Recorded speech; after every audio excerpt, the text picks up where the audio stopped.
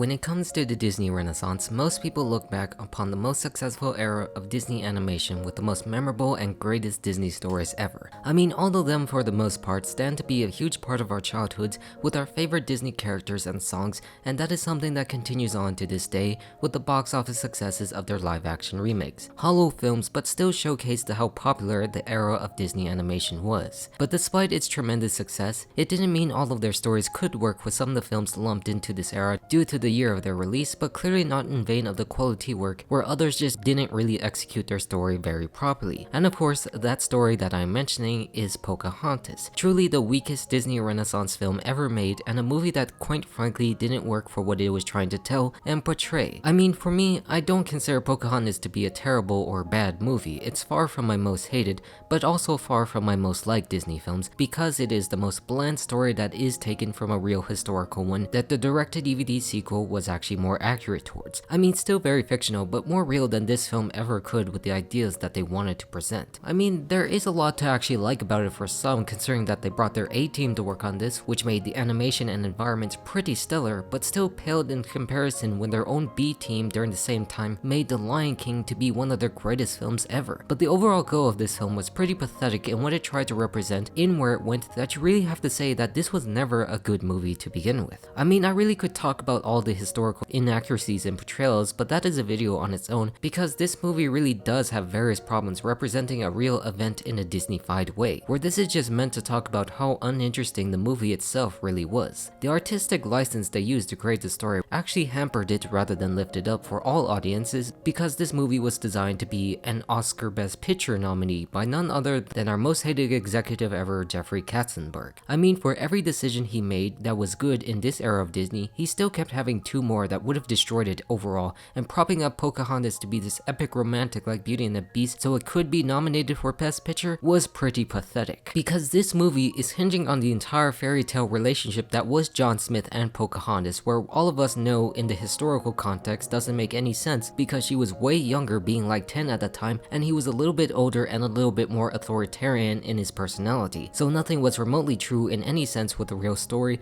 and you can feel that throughout the film. It just feels so forced that it wasn't meant to be in order to make it a Beauty and the Beast Oscar nominated Best Picture flick and nothing more than that. The film is not designed to be a film that families could enjoy or people can watch on its own, because it's designed more towards getting an award out of an academy. And because you focus on doing that, you hardly get any of the heart or feel that the other Disney classics had, since it wasn't really intended on making a good story out of it, feeling so dull and so boring, where there are various moments where you can just feel how bland and awkward the character designs really are. And because of that, I wanted to keep this video a little shorter than my other Disney analysis videos, because this movie is just so hard to get by because of how boring it overall feels. I mean, if you like it, that's still a good thing, because I could see the other elements that are enjoyable in the film, but everything about it and what it tries to portray that was real, that was certainly interesting, just does make it a bad experience instead. But despite this, Pocahontas at the very least was a new template for female heroes in Disney like Mulan to come in the fold for what the animators actually tried to do, believing in what they wanted to capture and try to portray in the culture as the best they could, but still didn't excuse the other story elements of the film that just made no sense whatsoever. The film events start off with Pocahontas not wanting to be wed to Kocoum, where she is introduced as this free spirit, contrasting to the harsh attitude of people like him. And this is something we clearly see since they hardly give him any lines or any character because of how stiff they wanted him to be. The one who chooses to be serious and the one she chooses not to be with, because the movie hinges on their romantic relationship with John Smith that doesn't exist. I mean, you can understand the good intentions with her character being the strong female who wants to find her own path in life without being tied to marrying somebody who doesn't fit her own beliefs, where she does go through this beautiful sequence around the river, but it just becomes more confusing because we are trying to connect with a real tribe done in this very fairy tale fashion that doesn't actually seem real at all. Like, it makes the entire story around them very mythical and fictional in the aspects of the animals and talking to a tree who also talks. I mean,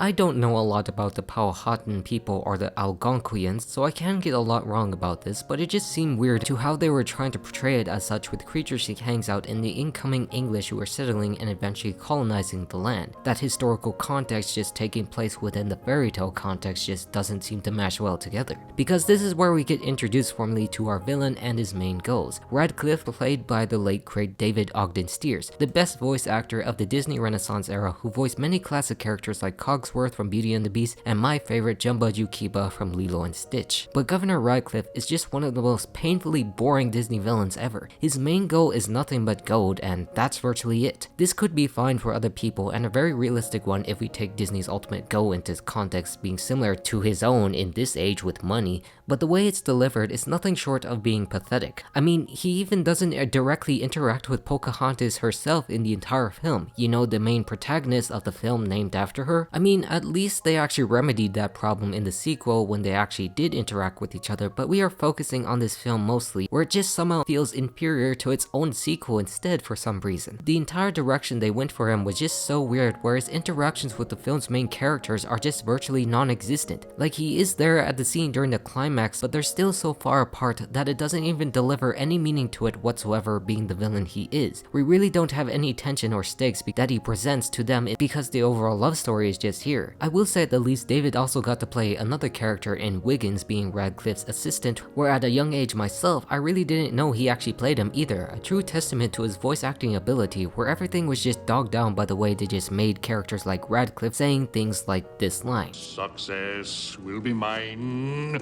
at last. Yeah, I really don't know why they thought that was a good idea. But even worse than that is the side characters of the English crew and John Smith himself, because leave it to Mel Gibson in this entire film to provide us with his non-English American voice for a character named John Smith. You know, one of the most generic basic English names ever. I mean, the more I look at him, the more he just looks like a blander version of Prince Charming from Shrek, with half the personality overall. But anyways, this is where his adventure begins, where he goes out looking for them savages while Radcliffe gives out his motivations to why they're all there. Not for colonization, no, but for his own personal desire of gold that he willfully indulges in. Not that he explicitly states it before the song starts, but clearly the only real intention of why Jamestown is being settled for some reason in his name. Not for any real interesting reasons at all, because that was never the goal of the film. And this really doesn't make any sense because the real Radcliffe didn't actually have those motivations at all, because he was just there to settle and trade and colonize there, but actually got killed by the actual Native Americans that were there at the time. I mean, I do like mine occasionally, but it doesn't make any sense since they started questioning the digging at first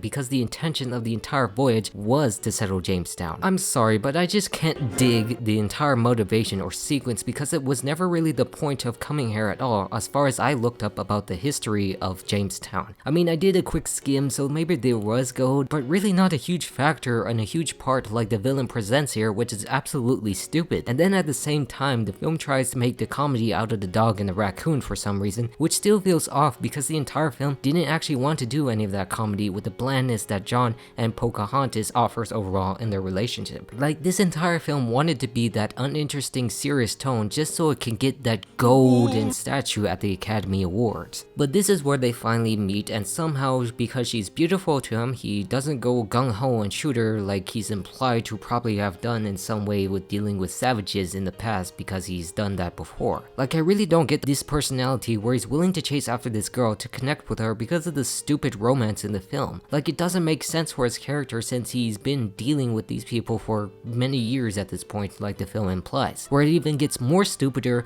to how they're able to communicate in the film from the real language barrier that was probably happened during this time that she probably learned over time when she finally went to England herself for real. Like, in the film, it's this magical spirit of the forest that somehow connects people together, and it's how they're able to both speak English to each other. Like, yeah, the movie just starts not to make any sense because of the real life background being at the center focus. It doesn't make sense in the context of the colonizers and the Native Americans of the film because both of them just don't share the same language. But at the very least, it does lead to John's sheltered worldview that opens and leads Pocahontas to sing Colors of the Wind, which is pretty much the best moment in the entire film. The sequence and the lyrics are very beautiful and really represent the true intentions of what the people working on it were going for, where just everything else was completely dumb and inaccurate. You really just can't hate it for what it tries to connect you with, showing the connection between all of nature and the main characters coming to understand, where now they have to struggle with their troubles keeping their new uninteresting relationship a secret from others who are now worried about where they are considering the confrontations they have just faced on each other. And this is where you realize how horrible the character designs are because the tree is now talking to John,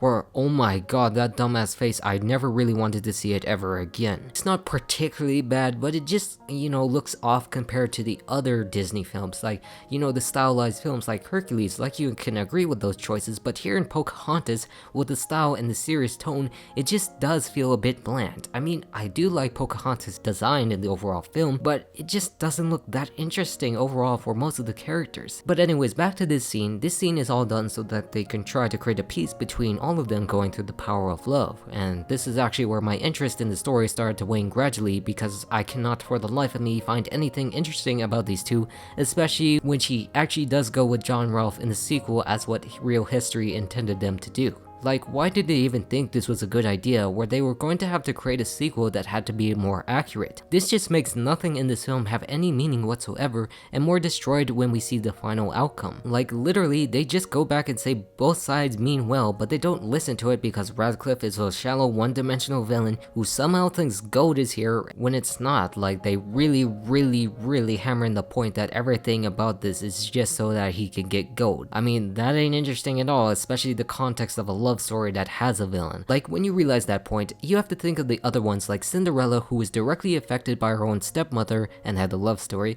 and the same thing with Tangled and Mother Gothel, Maleficent cursing Aurora and almost killing Prince Philip, and just so forth in every other Disney love story. The villain still directly affects the main characters in an impactful way. This doesn't do anything because he doesn't really interact much with the main characters. Like, he just talks and says he's lying, but that's basically it, because John gets captured by the Powhatans and doesn't really interact with Radcliffe anymore from that point on. Like, there's nothing he does that is remotely what you would see in Bane of the other Disney villains. Because this is the scene where we get to realize the true importance of Coquelin trying to kill John, because, the two sides issue that savages and stuff, getting killed by the boy Thomas, who was here and ordered to kill any of them off by Radcliffe. Like, it is so bad that this character only exists so Pocahontas can find someone else, because the only thing that really turned her off on him was the fact that he was too serious, and that was it. And that's the reason why he had to die, so he can instill the conflict in both sides, because these side characters are just so boring and uninteresting. Because now war is declared because of what just happened and how they plan to execute John, which the boy Thomas comes back to warn the others about, rallying them and encouraging Radcliffe, who thinks this means he has access to the gold because they captured John.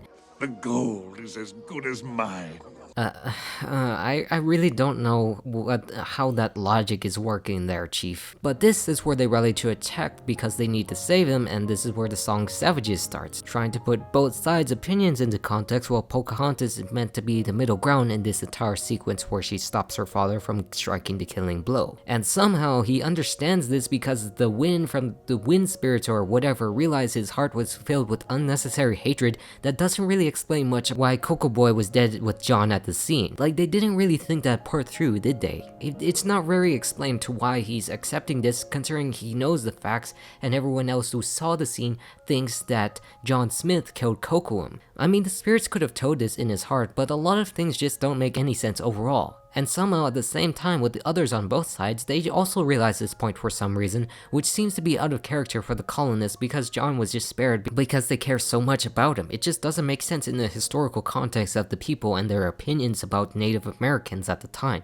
It's just something that falls apart because the ideas that are so out of place within the context that wasn't explained or communicated well to the audience. And the only one who doesn't actually submit to this is Radcliffe himself, because he is remaining to be the villain of the film. So he's the one who can change because everything else about his character is about gold and nothing else, so everyone in that moment has to turn against him because he shot John, who saved the chief. And it really doesn't make any sense for all of these events to happen, more so when you include the sequel in it, because like I mentioned earlier, it just shows how nothing in this film mattered due to those very events. The capture and imprisonment of Radcliffe doesn't matter overall because he still is the main villain of the second film, literally freed and doing the same exact villainous ways in a more compelling way than this film, and just made everything in this moment so inconsequential to what it tries to do. I mean, we don't have to include that in focusing on this separately, but you do have to consider the entire story of Pocahontas in some way in the overall historical context, which of course is portrayed in both these two films, but it just contradicts everything overall within that same story, because now the settlers have to send John back to England so he can be treated, and now they have to have their goodbye moment where somehow you still don't feel any romantical connection that these two are supposed to have, have